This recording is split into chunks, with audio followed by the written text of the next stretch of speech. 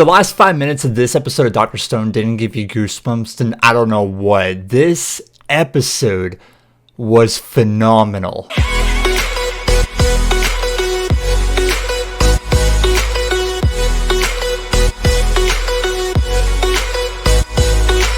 How's it going, ladies and gentlemen? It is Flame. Welcome everyone back to a brand new Dr. Stone review. Today, guys, I am covering episode 16, and we have reached a brand new arc here within Dr. Stone, and a lot of mysteries to uncover as well. This episode was insane. Like, I thought within this episode, when we first got the flashback of, we're gonna get a lot of development of Senku's father, right? The only time we have ever seen Senku's father or any sort of family relative within, of course, him, was he took the car payment, right? He sold his car so that Senku could get all this scientific gear and live out his dream. That's already like Father of the Year material already. That was the praise that we got, but that was only a little bit of a foreshadow. And this, we get to see a lot of development of what Senku's father actually was, what his job was, his dream, how he lived his daily life, and finally actually conquering the dream that he has wanted so long within his life. Not just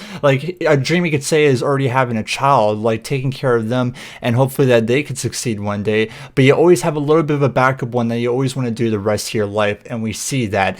Within this village, we knew that Senku was part of it, right? This village was named after him. It's called Ishigami Village. That's his last name. And with Ruby's character, we're wondering of how does she even know Senku in the first place, right? He's been turned to stone for thousands of years, and it's only been around a year, 6 months. I think it's been over a year since he's actually been within Earth again, and he's living his day-to-day life, hopefully to restore humanity back to the way it was, how he imagined it.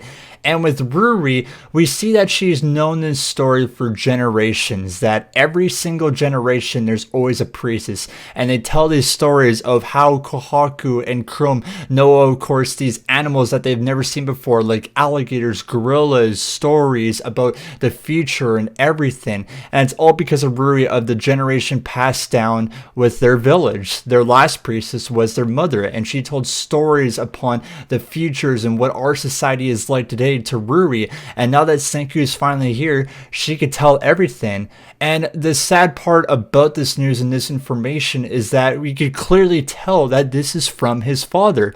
The logo, the star, the village named after him. So that's already a purpose of his father being dead already. If it's already passed generation after generation, the human length, I would say it's between 60 to 100 years. If you go over 100, that's definitely a props one. That's a huge accomplishment in life, but that's usually the range between humanity's life, between 60 and to 100. So that's already clear that Senku's father already passed away. It's already left him a legacy and a gift that he could continue on towards his dream and his life. So let's talk about Senku's father's life. His father's name is Byaka. If I'm saying his name correctly, I could be totally saying that wrong, but we see his daily life go on towards. We see him being a comedian. It's exactly like what Senku is, like a scientist when he has his comedian acts. You could definitely see the father and son related to that point.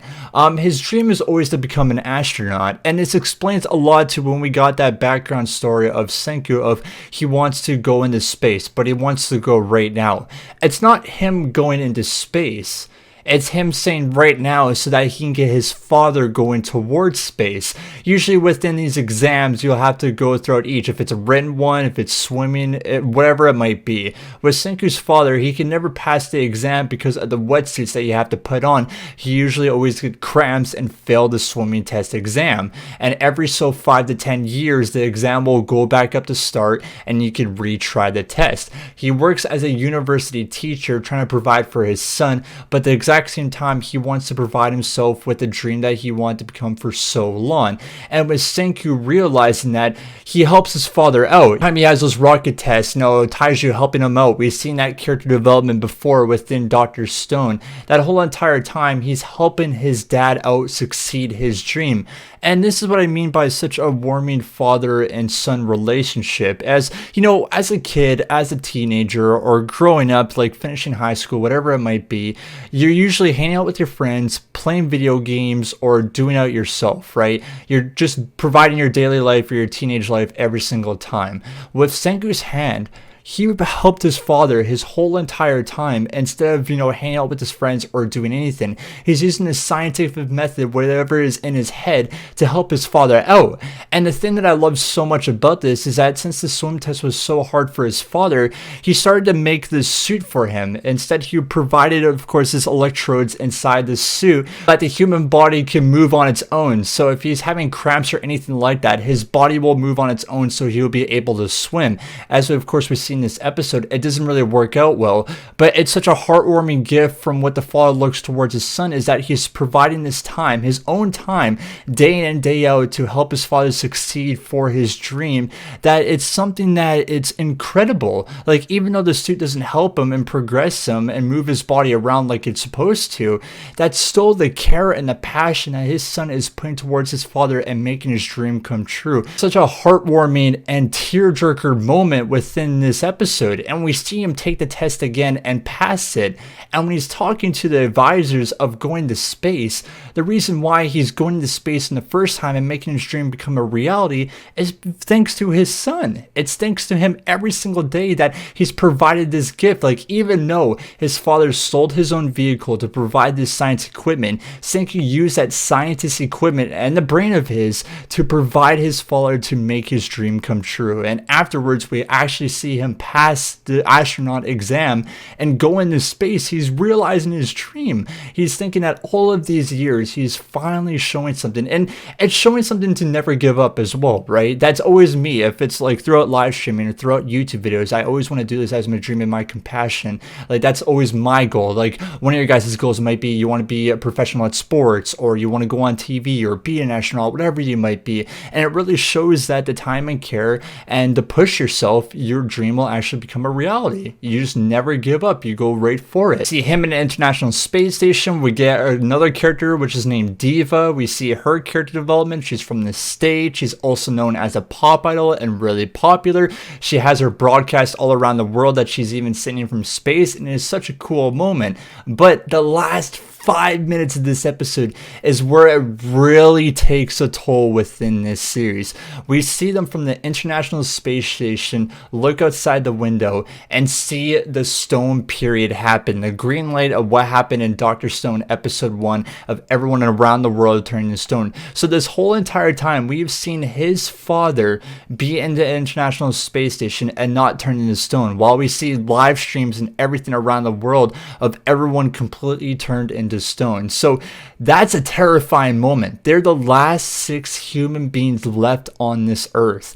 And the question is, how did they turn everyone back to normal? And how did they even get out of space with no help back to Earth in the first place? That's the question. That's the terrifying moment of their being. Because if they wait there for a week or a month, eventually they'll run out of course, supplies. If it's food, medicine, water, they won't be able to live. What about the oxygen that they have in space as well? That will eventually run out. So the time is of the essence right now of what to actually think about. The other question that I'd like to have in this story as well, in this generation, is why didn't Senku's father go and revive him right away, right? Or bring him into harm's way? That's the big question that we see in us fans of Dr. Stone at this period, because we know that they've gone back to Earth, right? Like, that it's 100%. Like, if the village is named after his father, he eventually went back onto Earth and started to rebuild civilization. But why didn't he go towards his son? Because even though it's a lot hard, right? Depending on where they land, where they go, like, it should be quite easy to find where your son is, especially knowing him for such a long period of time. Might be at a park doing scientist equipment, he'll be at school, or he'll be at home. It's around those two moments. He won't be somewhere like within the States or somewhere else to not being able to find him. And I'm saying that as a perspective just because when it's been thousands and thousands of years of people turning to stone, because with building and decay, that'll take thousands of years for it to crumble away. It was a perfect example from Dr. Stone episode 1 that when we saw Senku and Taiju turn into stone, it was thousands of years of dams to finally be crushed and seeing water come in, buildings collapsing left and right, mold and of course grass growing within cities. That will take hundreds of thousands of years. So when you think towards his father, he would like to put Senku in harm's way so that of course building or decay won't fall on Senku and break, because sometimes, or there's at least one person within this Dr. Stone universe that a human is so far down within Earth. Taiju was a perfect example of when we got that huge development of Senku, and that when he was of course waking up within the stone, it was a 6-month period of him to actually be on this planet Earth and to actually revive Taiju in the first place and to think of this formula. Just his head and his arms sticking out, and he had to dig him up. So there's potentially even humans far down within the Earth that are still turned into stone. That's a question about everything. So you would think that his father would eventually try to find him and put him into a safe harm's way, or even those 6 human beings trying to stay into a city and build up from ground zero, even though that'd be very difficult. Maybe none of them know how to build or even provide anything, and I think the best bet was if this village was named after them, you know, it's between water, so of course you're getting a good water source out of it and providing for other humans. But that's just the only thing that I don't get from any of that, and hopefully we get a lot more development of in the future. The other thing that I want to look towards as well is that if this village is named after Ishigami Village, and we have these 6 human beings up on the International Space Station going down and helping each other out and hoping to revive humanity as well, are they all related then? Does that mean that they have been together for generation after generation? Because Diva's character is a perfect example of Rui and Kuhaku. They look identical alike. They literally look exactly like Diva, how she was in our generation to what they were now. And of course, Senku towards his father, maybe some other characters that we see in this episode are related to others. That kind of makes sense right there. I'm not saying anything blood related. I'm not saying that, you know, Kohaku and Rui are like sisters to Senku, or Senku is anything like that. But that's just a question though, because Diva is a character that looks exactly like Rui and Kohaku. So if they've been together for this long and had kids and eventually went generation after generation, that's something to be said right there. But with Senku's character as well, he's basically represented as a god right now, right? If his father started everything like this and he's finally back up to here trying to help this village out, that's a huge turn for Dr. Stone in this series. And also the thing that I liked is that even though his father provided him a present so long ago when he sold his car to get him scientific gear, he also provided him a village and clues to actually help Senku uncover the mystery and help civilization out, which is still mind-boggling, and it's incredible but also very sad at the exact same time. And that was episode 16 of Dr. Stone. Like, I would have to say this arc is incredible so far. Like, we're only on the episode 1 on it, but the next couple episodes, we're definitely going to get flashbacks of how Senku's father and how the rest of the International Space Station is going to get down to Earth. What are they going to do? Are they going to try to find their family relatives? How are they going to build? What's the plan going on throughout here? Because it's only going to take them a week or a month's worth. It's not going to take them years upon years. They don't have enough time. So civilization is still going to be where it is. Skyscrapers, fast food restaurants, whatever you could think of is still going to be in sight and still living good before, of course, it turns into decay and what we saw throughout thousands and thousands of years. So that's the plan of what are they going to uncover and what are they going to do. Are they just going to try their best and try to make a formula like Senku was at the start